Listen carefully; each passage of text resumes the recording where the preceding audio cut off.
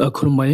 मैया आसाम आरो लोगोसे अरुणाचल प्रदेशनि मानसिफोरनि गेजेराव गलि गावलायनाय जादों। बे गलि गावनायाव आसामनि 11 जननिफ्राय 18 जनसो सुबुंफोरा जखम जानो गोनां जादों। बे गलिखौ अरुणाचल प्रदेशनि सिनाय मोनै मानसिफोरा गावदों। बे जाथाया धेमाजि जिल्लानि मिंमां बस्तियाव जादों।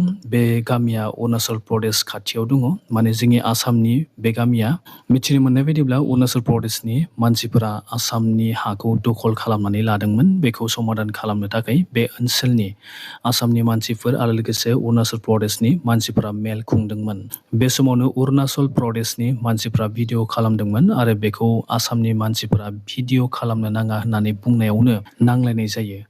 आरो बे समावनो अरुणाचलनि सिनाय मोनै मानसिफोरा आसामनि मानसिफोरखौ गलि फायारिं खालामो।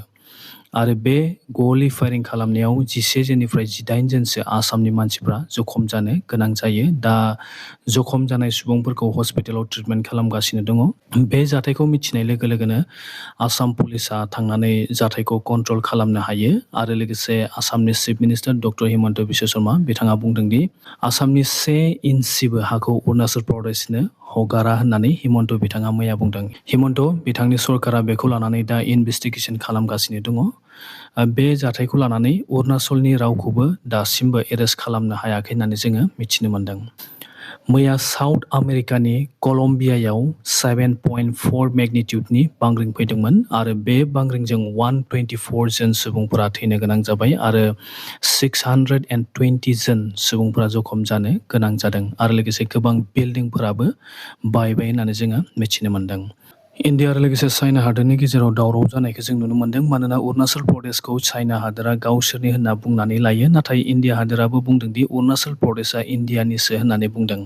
आरो इन्डिया हादोरा अरुणाचल प्रदेशआव थानाय 27टा जायगाफोरखौ सार्भे खालामनानै इन्डियानि मेपआव सोबाय आरो लकेसनफोरखौबो अफिसियेलि थिरांथा खालामनाय जाबाय होननानै जोङो मिथिनो मोनदों। नाथाय बेखौ मिथिनाय लोगो लोगोनो चाइना हादोरा बुंदोंदि अरुणाचल प्रदेशआव थानाय जांनाना चाइना हादोरनिसो होननानै चाइना हादोरा बुंदों आरो चाइनाया अरुणाचलनि खायफा जायगाफोरखौ गावसोरनि होननानै बुंनायखौ जोङो नुनो मोनदों। नाथाय इन्डिया हादोरा चाइनाखौ जेबो केयार खालामाबासिनो मैया 27टा जायगानि मुंफोरखौ इन्डियानि डकुमेन्टसफोराव सोनाय जाबाय आरो इन्डियानि मेपआवबो फोरमान थानाय बायदि बेखौ लकेसनफोरखौ थिरांथा खालामनाय जाबाय होननानै जोङो मिथिनो मोनदों।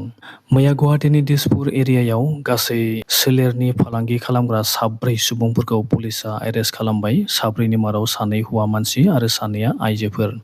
बिसोर सिख्ला बैसोनि 3 जुलि जानाय आइजोफोरनो मोजां खामानि होगोन होननानै थगायनानै बिसोर 3 आइजोफोरखौ गुवाहाटीयाव लानानै फैदोंमोन आरो बेबायदिनो जबरदस्ति सोलेर फाननाय खामानियाव लांदोंमोन। आरो लोगोसे 2 16 बोसोर बैसोनि माइनर हिन्जावसाफोरखौबो बिथांमोना लानानै थांदोंमोन आरो बेनि थाखायनो बिसोर 4 सुबुंफोरा एरेस्ट खालामजानो गोनां जाबाय।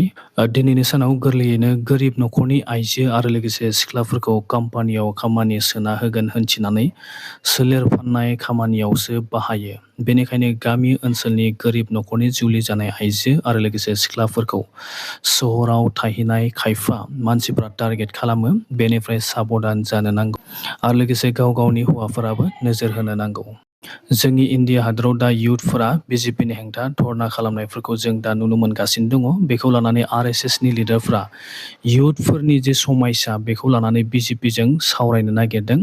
जोङो मिथिनो मोननाय बायदिब्ला बिजेपिया दिनैसिम पावाराव दं आरएसएसनि थाखाय आरो आरएसएसआसो बिजेपिखौ दैदेनो होननानैबो खायफा मानसिफोरा बुङो। अन्ध्र प्रदेशनि विशाखापत्तनमाव लाइमोनफोरनि दाबि एबा इयुथफोरनि समयसाखौ लानानै माफोरबायदियै समाधान खालामनो हागोन बेखौ लानानै आरएसएसआ बिजेपिजों सावरायनो 3 प्रग्राम लादों। 19 आगस्तनिफ्राय 21 आगस्त खालारसिम बे प्रग्रामा जागोन आरो बे प्रग्रामखौ आरएसएसनि टप लिडार महन भागवत बिथाङानो दैदेनगोन आरो बे प्रग्रामाव बिजेपिनि टप लिडारजों लोगोसे आरएसएसजों लोब्बा थानाय हिन्दुफोरनि 32टा एसोसिएट अर्गेनाइजेसनफोराबो बे प्रग्रामाव बाहागो लागोन। आरएसएसआ बिजेपिखौ आरोबाव पावाराव लाखिनो थाखाय आरएसएसआ बिजेपि सरकारनो साजेसन होनो हागौ।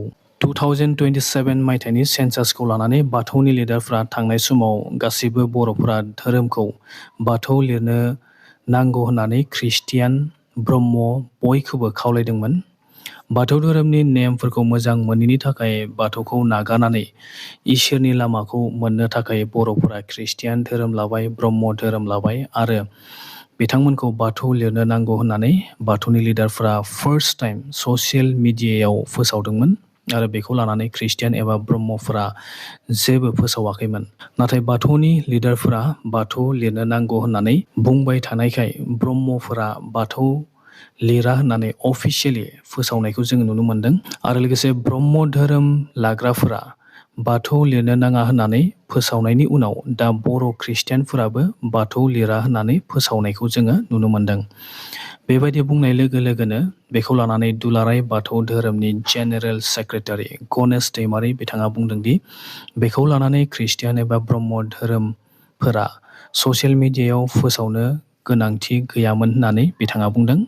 मानोना लिरो लिरा बाथौआ जेबो बुंनांगौ गैया होननानै बिथाङा बुंदों आरो लोगोसे बिथाङा बुंदोंदि बाथौनि गेजेरजोंसो बर' थुनलाइया जोनोम मोनदों आरो लोगोसे बाथौनि गेजेरजोंसो एबा बाथौ धोरोमनि गेजेरजोंसो बर' रावा जोनोम मोनदों होननानै बिथाङा बुंदों आरो लोगोसे बिथाङा बुंदोंदि बाथौ धोरोमखौ माहारियारि आफाद बादि नायनो नांगौ होननानैबो गासिबो धोरोमनि बर'फोरखौ बिथाङा बुंदों। बाथौ धोरोमनि मानसिफ्रा गावनि धोरोमनि थाखाय गावबा गाव खामानि मावनो नांगौ आरो ब्रह्म आरो लोगोसे खृष्टियानफोराबो गावनि धोरोमनि थाखाय गावबा गाव खामानि मावनो नांगौ। नोंथांमोना बेनि सायाव मा सानो कमेन्ट खालाम आरो लोगोसे धोरोम आरो हारिया समान जायो नामा आरो जुदि समान नङा माबोरैहाय समान नङा नोंथांमोना कमेन्ट खालाम। नोंथांमोननि कमेन्टखौ आङो लानानै मोनसे भिडिअ लाबोगोन। स' नोंथांमोना मोजाङै कमेन्ट खालाम। दासिमनि रादाबा एसेनोसै। Thank you.